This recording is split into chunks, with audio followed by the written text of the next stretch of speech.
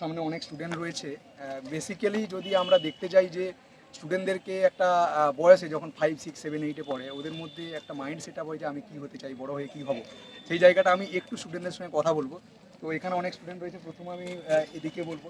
ভাই, তোমার নাম কি বলো? সৌম্যজিৎ দে। সৌম্যজিৎ দে। কোন ক্লাসে পড়ো? 8 ক্লাস 8-এ পড়ে। তুমি বড় হয়ে কী হতে চাইছো বলো? বিজনেসম্যান। বিজনেসম্যান। তো ভাই হচ্ছে বিজনেসম্যান। আমি এরপরে আমি কেন এই ব্যাপারগুলো বলছি বা ভিডিওটা কেন করছি সেটা আপনাদের সঙ্গে শেয়ার করবো। তো ভাই কোন ক্লাস? 8। 8-এ ইঞ্জিনিয়ার। তো ভাই হতে চাই ইঞ্জিনিয়ার। তোমার নাম বলো? কাঞ্চন টুডু। নেভিতে যেতে চায়। তো এদিকে বিজনেসম্যান।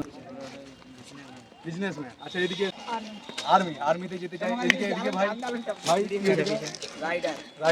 আচ্ছা, এদিকে আচ্ছা, তুমি কি হতে চাও? বিজনেসম্যান। এদিকে আর্মি। আর কে আছে? এদিকে বড় হয়ে সিঙ্গার।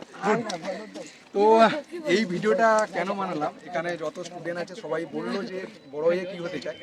আমাদের মাইন্ডে একটা সাবকনসিয়াস মাইন্ডে আমাদের যে মানে বাঙালিদের একটা ম্যাটার রয়েছে কি, যে বড় হয়ে সবাই খালি চাকরির দিকে। এখানে খুব ভালো লাগলো এদের মধ্যে একটা বিজনেস মাইন্ডেড আছে।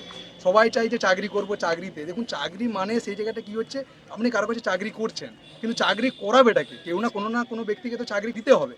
তো অনেকের এর মধ্যে আছে বিজনেসম্যান, যারা বিজনেস করবে তার আন্ডারে অনেক ছেলে কাজ। ভেঞ্চাররা অনেক সময় কী হয়, ব্যবসা করে তার আন্ডারে অনেক ভালো ভালো ছেলেরা কাজ করে। Yes or no? করে না?